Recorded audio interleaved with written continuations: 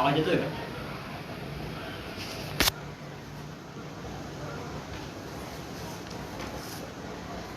Flash flash.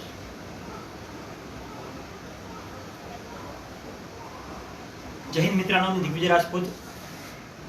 आज परत एका नवीन विषयासोबत आपलं या फेसबुक लाईव्ह संवादाद्वारे स्वागत करतोय. मित्रांनो, मागील एका वर्षापासून भारतात कोरोना या आजाराच्या 2 लाटा आल्या. आता आपण दुसऱ्या लाटेत जगत आहोत. या आजाराने संपूर्ण भारतात तसे महाराष्ट्रातील प्रत्येक गावापर्यंत आपले पाय पसरवले आहेत. या आजारावर आज परिस्थितीला फक्त एकच उपाय आहे, ते म्हणजे लसीकरण.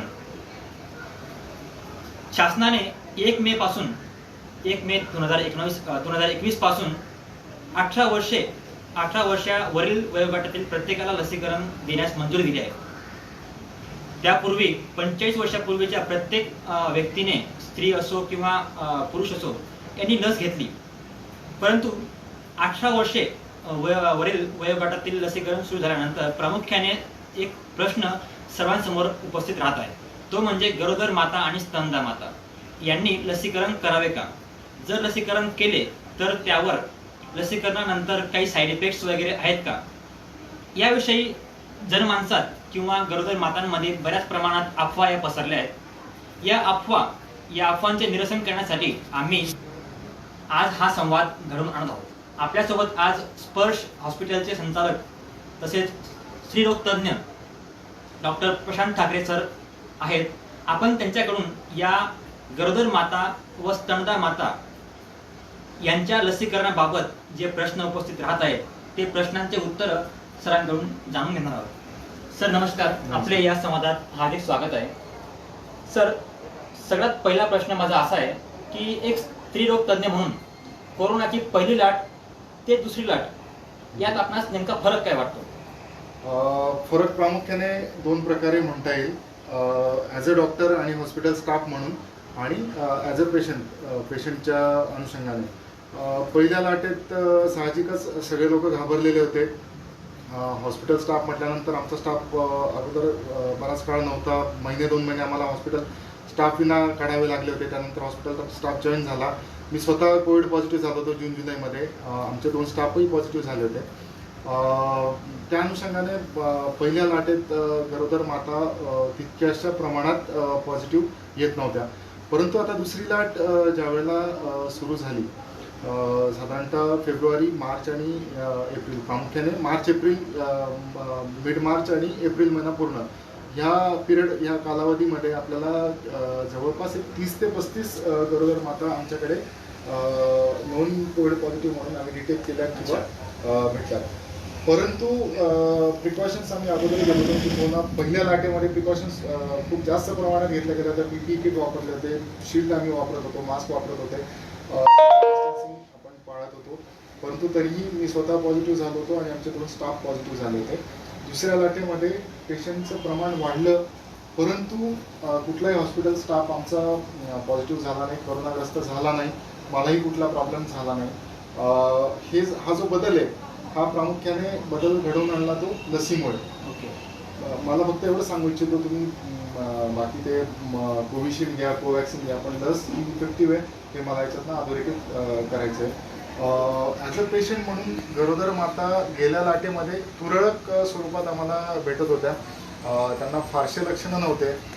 तोंडाची चव गेली किंवा थोडा सर्दी खोकला आणि होम आयसोलेशनमध्ये पेशंट बरा झाला. परंतु या दुसऱ्या लाटेमध्ये गेल्या महिनाभरात किमान 30 ते 35 पेशंट आम्हाला भेटले. त्यामधले गंभीर स्वरूपाचे लक्षणं असलेले पेशंटसुद्धा होते. तर प्रमाण थोडंसं बदललं आहे. परंतु मी अजूनही असंच म्हणेल की गरोदर मातांना ते दैवी वरदान म्हणा किंवा एक लक आपण म्हणू त्यांना, की गरोदर माता फारशा प्रमाणात अगदी याचे सिम्पटम लक्षणं जे गंभीर स्वरूपाचे नाही आहेत. बऱ्याचशा पेशंटला थोडी प्रिकॉशन्स घेतली, वेळोवेळी त्यांच्या तपासण्या केल्या, पेशंट हा बरा होतोय. प्रत्येक पेशंटला ॲडमिट होण्याची गरज नसते हे आपल्याला सर्वांना माहिती आहे आणि गरोदर मातांमध्ये आपल्याला बऱ्यापैकी चांगले आउटकम भेटतात. हां, काही अपवाद त्याला नक्कीच आहेत. ते पहिल्या लाटेमध्ये पण आम्हाला भेटले. अनफॉर्च्युनेटली काही पेशंट गमवताना पाहावं लागलं आणि दुसऱ्या लाटेतही काही पेशंट आपल्याला अगदी क्रिटिकल स्टेजपर्यंत जाताना दिसले. गरोदर मातांना घाबरून जाण्याची गरज नाही आहे. करोनाग्रस्त झाला तरी पण प्रिकॉशन्स आणि वेळोवेळी उपचार योग्य सगळ्यांनी घेतला तर आपण याच्यातून नक्कीच बाहेर येऊ शकतात. नक्कीच हे मला जाणवलं आहे. जर आमचा दोघांचा आवाज येत नसेल तर कृपया कमेंट करून तसं कळवा आम्हाला की सरांचा आवाज कमी असेल. एकंदरीत दुसऱ्या लाटेत सरांच्या म्हणण्यानुसार पेशंटची संख्या वाढली आहे आणि तेवढ्याच स्पीडली किंवा तेवढ्याच लवकर ते पेशंट रिकवर देखील होत आहेत असं आपण म्हणू शकतो. नक्कीच सर, यानंतर माझा प्रश्न असा आहे की गर्भवती मातांमध्ये देखील प्रकार असतात, प्रत्येकाला वेगवेगळ्या व्याधी असतात. तर या व्याधी म्हणजे उदाहरणार्थ गर्भवती मातांमध्ये नेमक्या कोणत्या व्याधी असणाऱ्या मातांना कोरोना या आजाराचा जास्त धोका असतो? बरोबर आहे. मुळात काही आजार पेशंटला असेल आणि त्यात प्रेग्नन्सी असेल. मुळात असलेले आजार म्हणजे डायबिटीस आहे, कुठला हृदयाचा आजार आहे किंवा लिव्हरशी रिलेटेड कुठला आजार आहे, ऑलरेडी इम्युनो कॉम्प्रोमाइज स्टेटस पेशंटचा आहे, त्याच्यामध्ये HIV झाला किंवा अजून कुठला आजार म्हणा आणि त्यासोबत प्रेग्नन्सी असेल, अशा गर्भवती मातांना विशेष लक्ष ठेवण्याची गरज आहे. ह्या माता जर करोनाग्रस्त होत असतील तर त्यांना तातडीने आपल्याला लक्ष देऊन वेळीच ट्रीटमेंट उपचार करणं गरजेचं आहे. अदरवाईज हेल्दी जनरली प्रेग्नन्सीचा वयोगट जो आहे आपण बघितला तर हा यंग वयोगट असतो. खूप ओल्ड एजमध्ये प्रेग्नन्सी प्रमाण कमी असतं. साधारणतः एक आपल्या भागाचा विचार केला, नंदुरबार सारख्या भागाचा विचार केला तर 20 ते 35 या वयोगटातल्या मॅक्झिमम आपले पेशंट्स गरोदर माता आपण म्हणू शकतो. वयोगट चांगलं असतं. या वयोगटामध्ये असणारे इतर आजाराचं प्रमाण कमी असतं आणि त्यामुळे आउटकम पण बरोबरीला चांगला असतो. सरांच्या म्हणण्यानुसार ज्या व्याध्या असलेल्या किंवा ज्या वयोगटातील मातांनी काळजी घ्यायला हवी त्या नक्कीच लाईव्ह असतील किंवा त्यांच्या नातेवाईक कोणी लाईव्ह असतील तर सरांनी जो वयोगट किंवा जे व्याधी सांगितल्या त्यांनी नक्कीच भविष्यात काळजी घ्यावी असं आम्ही सर्वांना आपण विनंती करतो. यानंतर सर, एखाद्या गर्भवती मातेस गर्भधारणेनंतर कोरोना संसर्ग झाला तर त्या मातेच्या पोटातील बाळाला त्या संसर्गाचा काही धोका असतो का, आणि जर धोका असेल तर त्या मातेने गर्भपात करावा का? आतापर्यंत करोनाशी आपण लढतोय. सगळं जग जवळपास गेलं वर्ष दीड वर्ष आपण करोना बघतोय. आतापर्यंत जेही काही स्टडीज उपलब्ध झालेत त्यामध्ये करोनामुळे बाळाला कुठलंही अपंगत्व व्यंगत्व आलंय असं आढळलेलं नाही. करोनामुळे काही प्रमाणात म्हणजे ज्याला आपण IUD म्हणतो, इंट्रायुटराईन फिटल डेथ, अचानकपणे बाळाचा गर्भात मृत्यू होणं याचं काहीसं प्रमाण आढळलेलं आहे. परंतु करोनामुळे आपल्याला कुठलंही अपंगत्व व्यंगत्व किंवा बाळामधले कुठलेही दोष आढळलेले नाही. करोनाग्रस्त झाल्यानंतर बरेच पेशंट आमच्याकडे येतात आणि ते विचारणा करतात की मला गर्भपात करून घ्यायचा. मी विचारलं कारण काय, तर मला करोना झाला होता, मला औषधं दिले गेले होते. त्यांचे प्रिस्क्रिप्शन बघितल्यानंतर साहजिकच आहे, गरोदर माता म्हणून प्रत्येक डॉक्टर चौकस होऊन त्यांच्यावर उपचार करत असतो. कुठलंही वावगं औषध दिलं गेलेलं नाही, रेमडेसिवीर म्हणा किंवा फॅबिक्यू म्हणा यासारखे औषधं गेलेले नसतील तर गर्भपात करण्याची कुठलीही गरज नाही. पेशंटची प्रेग्नन्सी पुढे अगदी व्यवस्थितरित्या कंटिन्यू करू शकतो आणि आउटकम हा चांगला असतो. म्हणजे रेमडेसिवीर किंवा या इंजेक्शन घेतल्यानंतर बाळंतपणात थोडी काळजी घ्यायला हवी असं आपलं म्हणणं आहे. इंजेक्शन किंवा औषधांचा विषय हा आपण डॉक्टरांवर सोडूयात. प्रत्येक पेशंट हा वेगळा आहे, त्याची सिच्युएशन वेगळी असते आणि त्याच्या परिस्थितीनुसार आपल्याला औषधांचं चॉईस हे करायचं असतं. आईचा जीव वाचवणं जर गरजेचं असेल तर त्यावेळेला आपल्याला औषधं वापरावीच लागतील, त्याला पर्याय नाही. तो एक अवांतर भाग झाला किंवा त्या परिस्थितीनुसार आपल्याला त्याचा विचार करणं गरजेचं झालं. त्यावेळेला आपण हा विचार नाही करू शकत की हे औषध आईला दिल्यानंतर बाळावर याचे दुष्परिणाम दिसतील म्हणून औषध द्यायचं थांबवा, असं आपण नाही म्हणू शकत.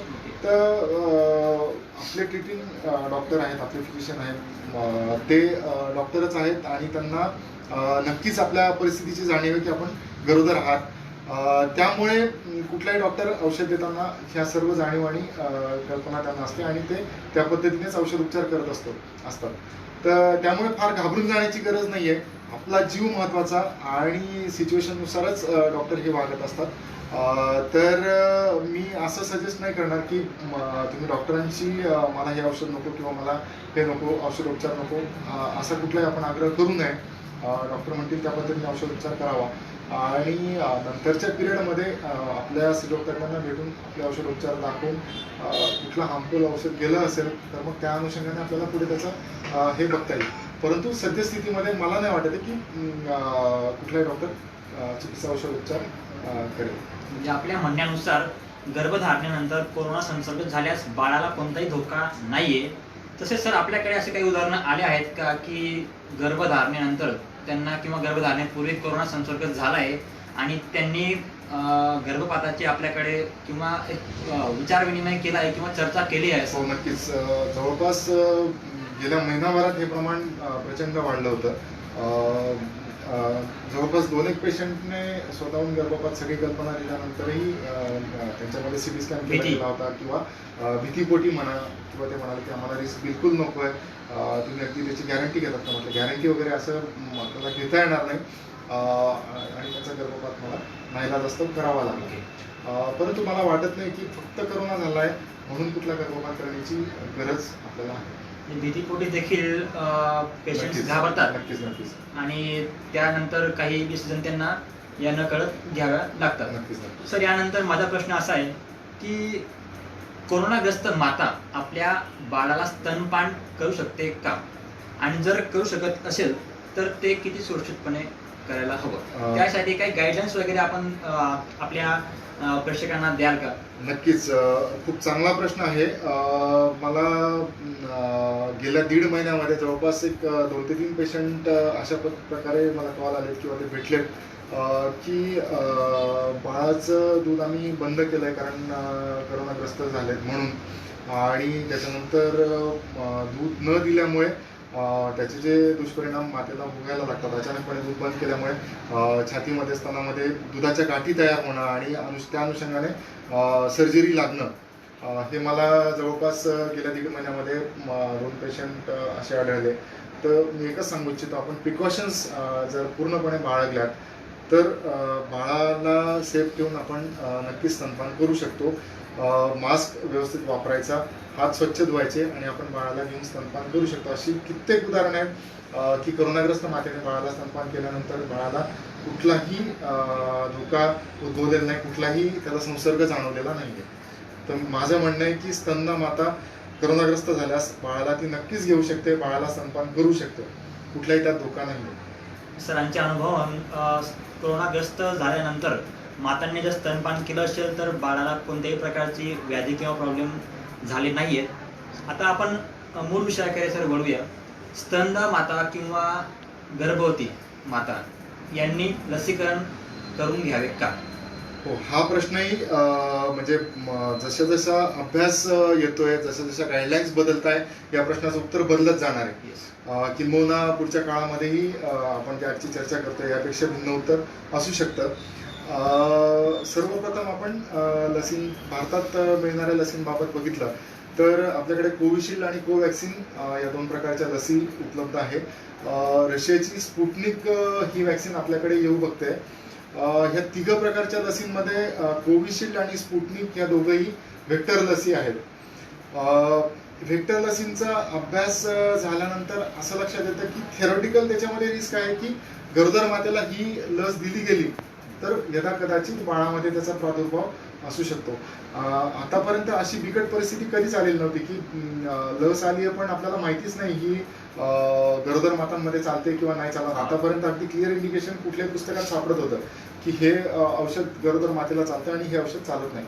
परंतु ही परिस्थिती सगळी अचानक उद्भवल्यामुळे करोना लस उपलब्ध झाल्यापासून त्याचा पुरेपूर अभ्यास न झाल्यामुळे ही परिस्थिती आपल्याला उद्भवली. आपण गाईडलाईनकडे एकदा जर बघितलं तर इंटरनॅशनल ऑब्स्टेटिक्स आणि गायनेकोलॉजिकल फेडरेशन आपल्याला असं म्हणतं की जे फ्रंटलाईन वर्कर आहेत त्याच्यामध्ये पोलीस विभाग झाला, डॉक्टर्स झाले, हॉस्पिटल स्टाफ झाला, सफाई कर्मचारी म्हणा, ज्यांना आपल्या कामासाठी लोकांच्या संपर्कात येणं भाग पडत आहे, अशा लोकांना आपण रिस्क सांगून द्या. ह्या लसीमुळे धोके आहेत आणि ते धोके पत्करून आपण लस घ्यायला हवी असं तज्ज्ञांचं मत आहे. या प्रकारच्या ज्या इतर वेक्टर लसी आतापर्यंत वापरल्या गेल्या आहेत त्यांचे अभ्यास झालेले आहेत, त्यामुळे गरोदर मातांमध्ये फारसे दुष्परिणाम दिसलेले नाही. ॲडिनो व्हायरस वेक्टर आपल्या कोविशिल्डमध्ये वापरला गेला आहे. थिअरॉटिकल रिस्क त्याच्यामध्ये नक्कीच आहे, परंतु प्रॅक्टिकली आपलं जे भारताचं फेडरेशन फॉक्सी जी संस्था आहे, ऑब्सगॅनिक सोसायटीची जी नॅशनल लेवलची आपली इन्स्टिट्यूट आहे, त्यांनी क्लिअर गाईडलाईन दिली आहे की गरोदर माता आपण लसीकरणाला हरकत नाही. इंटरनॅशनल सोसायटी म्हणते की सगळ्या गरोदर मातांना आपण देऊ नका, फक्त जे फ्रंटलाईन वर्कर आहे त्यांना द्या.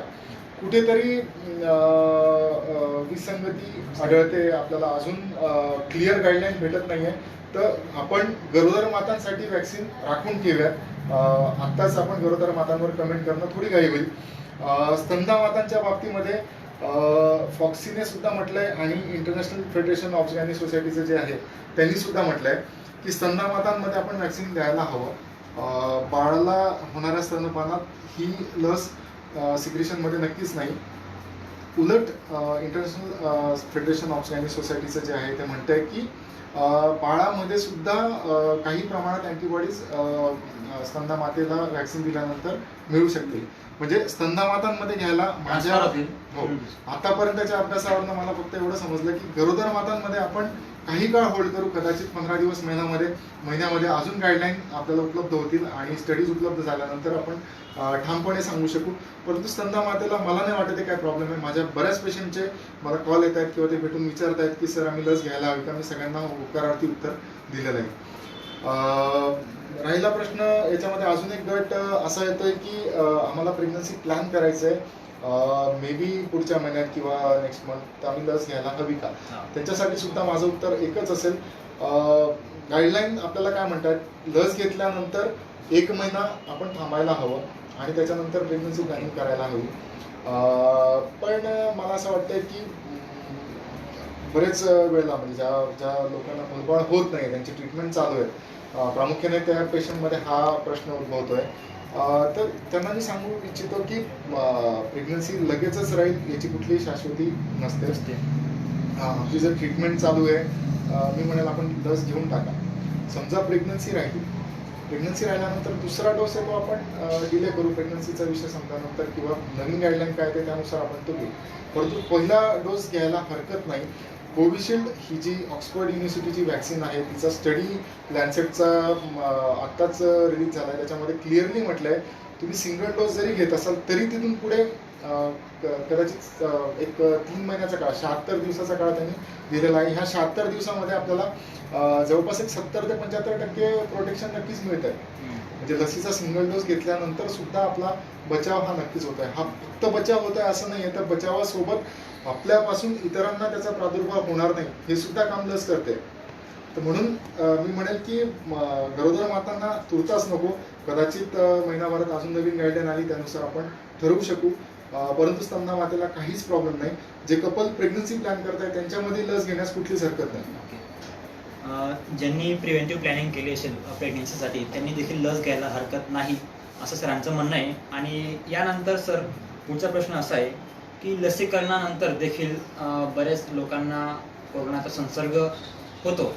जर एखाद्या गर्भवती मातेला लसीकरणानंतर एखाद्या गर्भवती मातेने डॉक्टरांच्या सल्ल्यानुसार लस घेतली आणि त्या लसीकरणानंतर ती गर्भवती माता कोरोना संसर्ग त्या मातेला झाला, तर त्या मातेच्या बाळंतपणावर याचा काही साईड इफेक्ट वगैरे होऊ शकतो का? नाही, करोनामुळे बाळाला कुठलाही साईड इफेक्ट नाही. ओके. इव्हन लसीकरणामुळे सुद्धा लसीकरण झालंय, पहिला डोस घेतलाय, त्याच्यानंतर प्रेग्नन्सी राहिली आहे, त्या सिच्युएशनमध्ये सुद्धा बाळाला कुठलाही साईड इफेक्ट लसीचा नाही आहे. लस काय आहे तर याच्यामध्ये प्रेग्नन्सीमध्ये बेसिकली कुठल्या लस आपण सांगतो की ही लस घ्यायला नको. लाईव्ह अटेन्युएटेड वॅक्सिन असते. आता पोलिओचं वॅक्सिन जे आहे ते लाईव्ह अटेन्युएटेड वॅक्सिन असतात, त्यामध्ये जिवंत पोलिओचे विषाणू वापरले जातात. परंतु करोनाची जगभरात जितक्याही लसी उपलब्ध आहेत त्याच्यामध्ये लाईव्ह वॅक्सिन एकही नाही. आपल्याकडे मिळणारी कोविशिल्ड, कोवॅक्सिन किंवा योग बघत असलेली जी स्पुटनिक आहे ही सुद्धा याच्यामध्ये लाईव्ह व्हायरस कुठल्याच वॅक्सिनमध्ये वापरलेला नाही. त्यामुळे असं प्रेग्नन्सीमध्ये लस फार दुष्परिणाम करेल असं वाटत नाही. फक्त आपल्याकडे स्टडीज मुबलक नाहीये म्हणून आपण आज ठोसपणे त्यावर बोलू शकत नाही. मला वाटतं WHO ने देखील स्टडीज अभावीच अजून क्लिअर गाईडलाईन्स अजून आलेल्या नाहीयेत. गर्भवती माता किंवा स्तनदा मातांवरती क्लिअर गाईडलाईन्स या स्टडी अभावी दिलेले नाही. हो सर, यानंतर माझा प्रश्न असा आहे की गरोदर माता जर कोरोनाग्रस्त झाली, कोरोना संसर्ग त्या मातेला झाला, तर त्या मातेने त्या पुढील 9 महिने कोणती काळजी घ्यायला हवी आणि काय करायला हवं आणि डूज अँड डोंट्स, बरोबर आहे. What should she do? गरोदर माता सर्वप्रथम घाबरून जाण्याची गरज नाहीये. कारण आमच्या पाहण्यात आलं की पेशंट अगदी ती विखुरलेल्या अवस्थेत पोहोचते. तिला असं वाटतं माझ्यावर आभाळ कोसळलं आणि आता काय होईल आणि कसं होईल ह्या टेन्शनमध्ये ती पोहोचते. सर्वप्रथम मी म्हणेल दिरंगाई करायला नको. आपण डॉक्टरांचा सल्ला वेळीच घ्यायला हवा. सुरुवातीच्या काळामध्ये आपण जे मल्टीव्हिटॅमिन आहेत, सप्लिमेंटरी औषधं आहेत आणि इतर गरज असेल त्या पद्धतीने रक्त पातळ होण्याचे इंजेक्शन्स आहेत. या वेळेत आपण जर सुरू केले तर मला नाही वाटत फार गांभीर्याने लक्षणे दिसायला लागतात. लक्षणांकडे दुर्लक्ष झालं किंवा आपण घाबरून डॉक्टरांकडे नाही गेलो तर नक्कीच आपलं डी डायमर डिरेंज व्हायला लागलं, रक्तामध्ये रक्ताच्या गुठळ्या तयार व्हायला लागला. प्रेग्नन्सी ही ऑलरेडी हायपरकोॲग्युबल स्टेज आहे. म्हणजे प्रेग्नन्सीमध्ये प्रेग्नंट पेशंटमध्ये रक्त गोठण्याचं प्रमाण इतर पेशंटपेक्षा थोडंसं वाढलेलं असतं. इतर जनसामान्यांपेक्षा गरोदर मातेमध्ये रक्ताच्या गुठळ्या होण्याचं प्रमाण थोड्या प्रमाणात वाढलेलं असतं. सेम गोष्ट होते करोनामध्ये. करोना व्हायरस ट्रिगर करतो आपल्या रक्ताला आणि त्याच्यामध्ये रक्ताचं गुठळ्या होण्याचं प्रमाण वाढलेलं असतं. याच्यासाठी आपण बघितलं असेल डी डायमर नावाची टेस्ट जवळपास प्रत्येक करोनाग्रस्ताची केली जाते आणि त्यांना रक्त पातळ करण्याचे इन्सुलिनचे इंजेक्शन होते. त्या पद्धतीचे इंजेक्शन्स रक्त पातळ करण्याचे लो मॉलिक्युलर वेट हिपॅरिनचे इंजेक्शन्स देण्यात येत आहे. किंबहुना करोना व्याधी गेल्यानंतरही डॉक्टर सल्ला देत आहेत की 1-2 महिन्याचे रक्त पातळ करण्याचे गोळ्या तुम्ही घेत राहा. ह्या गोळ्या आपण गर्भावस्थेत आपण देऊ शकत नाही. त्याच्यासाठी त्यांना व्यवस्थित मॉनिटर करणं आणि रक्त पातळ होण्यासाठी त्यांना जे इंजेक्शन्स गरजेचे आहेत, ज्या औषधी गरजेचे आहेत ते देत राहिल्यानंतर त्याच्यापासून उद्भवणारे भविष्यातले कॉम्प्लिकेशन आपण नक्कीच टाळू शकतो. करोना दूर झाल्यानंतर बऱ्याच पेशंटची कंप्लेंट असते की मला विकनेस जाणवतो. गरोदर मातांमध्ये हा प्रामुख्याने दिसणारा पोस्ट इफेक्ट आपण त्याला म्हणूयात तो जाणवतोय. परंतु हे जे लक्षण एक ठराविक काही काळापुरता असतात. साधारणतः 15-20 दिवस, महिनाभर त्यांना विकनेस जाणवतो आणि नंतर पेशंट बिलकुल फिट होतो. डिलिव्हरीच्या बाबतीमध्ये गाईडलाईन मध्ये वाचण्यात आली होती की कुठलंही हे नाही की करोनाग्रस्त आहे म्हणून याचं सिझर व्हायला हवं असं कुठलंही इंडिकेशन नाहीये. करोनाग्रस्त आहात तुम्ही, तुमच्या शारीरिक याच्यानुसार म्हणजे डिलिव्हरी नॉर्मल होऊ शकत असेल, हरकत कुठलीच नाही. डिलिव्हरीला काय अडथळा असेल जो म्हणजे गायनेकोलॉजिकल पॉईंट ऑफ व्ह्यू इतर काही प्रॉब्लेम असतील आणि त्यामुळे सिझर होऊ घातला असेल तर त्याला प्रॉब्लेम नाही. परंतु फक्त करोनाग्रस्त आहे म्हणून सिझर करणं असं कुठलंच काही रिकमेंडेशन गाईडलाईन नाहीये. बाकी बाळामध्ये करोना झालाय असंही कुठे आढळलेलं नाही. व्हर्टिकल ट्रान्समिशन ज्याला आपण म्हणतो की आईला करोना झालाय आणि आईच्या रक्तातनं बाळाला बाळाला कोरोना संसर्ग झालाय असे लक्षण आढळलेले नाहीत. व्हर्टिकल ट्रान्समिशन करोनाचं अजूनपर्यंत कोरोना संसर्ग नाही. हा महत्वाचा मुद्दा आहे की सरांच्या अनुभवानुसार आजपर्यंत बाय बर्थ कोरोना संसर्ग बाळाला म्हणजे आपण एक अनुवंशिकता जशी असते तिथं उदाहरण घेऊ शकतो की तसं ट्रान्समिशन झालेलं नाहीये बाळंतपणानंतर बाळाला. हा अतिशय महत्वाचा मुद्दा सरांनी आज सांगितला. सर, यानंतर गरोदर माता आणि स्तनदा माता यातून थोडा आपण बाहेर येऊया आणि एक कॉमन प्रश्न बऱ्याच मित्रांनी, बऱ्याच लोकांनी या मुलाखती किंवा या संवादापूर्वी मला विचारला आज सकाळी किंवा काल या गोष्टी चर्चा केल्यानंतर की मासिक पाळी आपल्या माता भगिनींना, घरातील प्रत्येकाच्या घरात माता भगिनींना मासिक पाळी येते, यात काय नवीन नाहीये. तर मासिक पाळी दरम्यान किंवा मासिक पाळी पूर्वी किंवा मासिक पाळी नंतर लसीकरण करावं का? सध्याला म्हणजे मला कळत नाही अशा पोस्ट लोक का प्रसारित करतात. फेसबुकवर, व्हॉट्सअपवर एक पोस्ट बघण्यात आली होती. अगदी इंग्लिशमध्ये लिहिलं होतं की आपली इम्युनिटी, रोगप्रतिकार शक्ती आपली मासिक पाळी दरम्यान कमी होते आणि या पिरियडमध्ये जर आपण लस घेतली तर आपल्याला त्याचे दुष्परिणाम भोगावे लागतात आणि म्हणून मासिक पाळीमध्ये लस घेऊ नये. हे साधारणतः खोटं आहे, साफ चुकीचं आहे.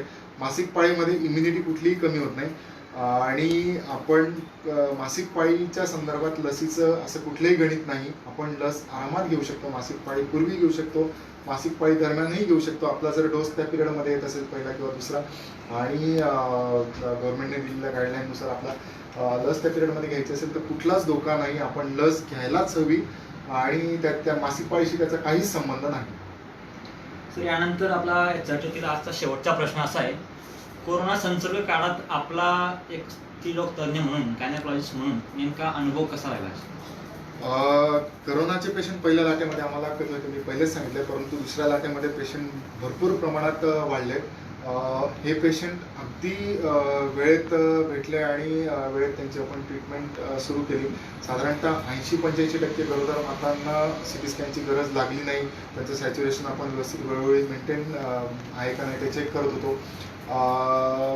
एकंदरीत वेळेत उपचार केल्यानंतर गरोदर माता ह्या चांगल्या पद्धतीने बाहेर येतात. आउटकम त्यांचा चांगला होतोय म्हणून फार घाबरून जायची गरज गरोदर मातांमध्ये, स्तनदा मातांमध्ये नाही आहे. एकंदरीत परिस्थिती भयावह आहे. ह्या परिस्थितीमध्ये आपण फार मानसिकरित्या खचलो आणि त्याच्यामुळे कॉम्प्लिकेशन्स वाढत गेले.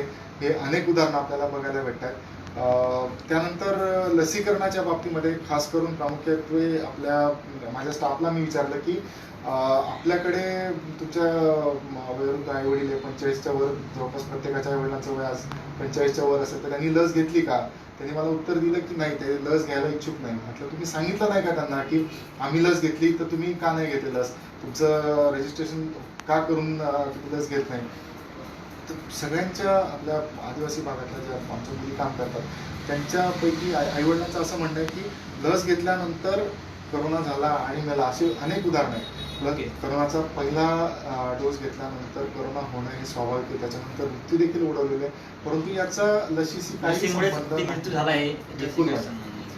त्यानंतर ग्रामीण भागामध्ये लोक असं म्हणतात की आतापर्यंत जे डॉक्टर आणि हॉस्पिटल स्टाफसाठी लस वापरली गेली ती वेगळ्या प्रकारची होती आणि जनतेसाठी लस वापरली ती वेगळ्या प्रकारची आहे आणि त्याच्यामुळे लोक मरतात. असं कुठलंच काही हे नाहीये. लस सगळ्यांना सारखीच आहे आणि ती प्रत्येकाने घ्यायला हवी. इनफॅक्ट आपल्या नंदुरबारमध्ये पाहण्यात आलं, आपले कलेक्टर साहेब म्हणा किंवा हिनाताई म्हणा किंवा चंदूभैया म्हणा यांनी जनजागृती अगदी रुरल एरियामध्ये सुरू केली आहे. बोली भाषेमध्ये बऱ्याच क्लिप्स ते टाकतायत आणि लोकांना समजवण्याचा प्रयत्न करतायत. तर मला वाटतं ही जनजागृती अजून काही प्रमाणात आपल्याला वाढवणं गरजेचं आहे. वाड्यापाड्यावरच्या बऱ्याच पेशंटने 45 आणि 60 वर्षाच्या वयाच्या वयोगटातील बऱ्याच लोकांनी अजूनही लस घेतलेली नाहीये. ते इच्छुक नाही आहेत लस घेण्यासाठी. त्यांची मानसिकता आपल्याला बदलणं फार गरजेचं आहे. कारण ही लोक हा असा समाजगट आहे की जो इतर शिकलेल्या सवरलेल्या सोशल मीडियाच्या जगात वावरत नसतो आणि त्यांना त्यांच्यापर्यंत माहिती पोहोचवणं आपल्याला फार गरजेचं आहे. माझ्याकडे येणाऱ्या जे नातेवाईक असतात त्यांना मी विचारतो, सहज विचारतो की आपण लस घेतली का मावशी? ज्या वेळेला मला ही गोष्ट लक्षात यायला लागली की आपल्याकडच्या भागातल्या लोक लस टाळतायत, त्यांचं उत्तर सरळ सरळ नाही असतं आणि मी विचारतो का आपण लस घेत नाही किंवा का लस घ्यायची नाही. तर प्रत्येकाचे कारणं वेगवेगळे असतात आणि ते कारणांचं निरसन केल्यानंतर ते विचारून गेल्यानंतर लस मात्र घेत आहेत. म्हणजे थोडक्यात त्यांना त्याच्या ज्या शंका आहेत त्या दूर होणं गरजेचं आहे. कुठेतरी प्रत्येकाने लस घेणं गरजेचं आहे आणि लस ही इफेक्टिव्ह आहे, नक्कीच ती प्रभावशाली आहे. याचे अनेक उदाहरणं आपल्या समोर आतापर्यंत आलेली आहेत. गरोदर माता आणि स्तनदा माता यांच्या संबंधित आपण जे प्रश्न विचारले, मुळात हे प्रश्न आपण या मातांकडूनच त्यांच्या शंका या त्यांच्या किंवा त्यांच्यापर्यंत पसरलेल्या अफवा जाणून घेतल्या आणि त्या या फेसबुक लाईव्ह मार्फत आपण प्रशांत सरांकडनं ठाकरे सरांकडनं आपण त्या शंकांचं निरसन करून घेतलं. यासोबतच लसीकरणाबाबत जे ग्रामीण भागात अफवा आहेत किंवा लसीकरण का होत नाहीये याबाबत जे सरांचे अनुभव आहेत ते देखील सरांनी आपल्यासोबत शेअर केले. नक्कीच सरांनी जी चर्चा आपल्याशी केली त्या चर्चेचा गरोदर माता, स्तनदा माता किंवा आपल्या घरातील सामान्य माता भगिनींना या चर्चेचा नक्कीच उपयोग होईल. आपण देखील ही चर्चा जास्तीत जास्त माता भगिनी, बंधू यांच्यापर्यंत पोहोचवाल ही अपेक्षा करतो आणि परत एकदा सरांचे या चर्चेत सहभागी झाल्याबद्दल धन्यवाद व्यक्त करतो. धन्यवाद सर. आपणही मला ही संधी दिली की लोकांशी हितगुज करून आपण हा विषय प्रामुख्याने मांडला, त्याबद्दल आभारी आहोत.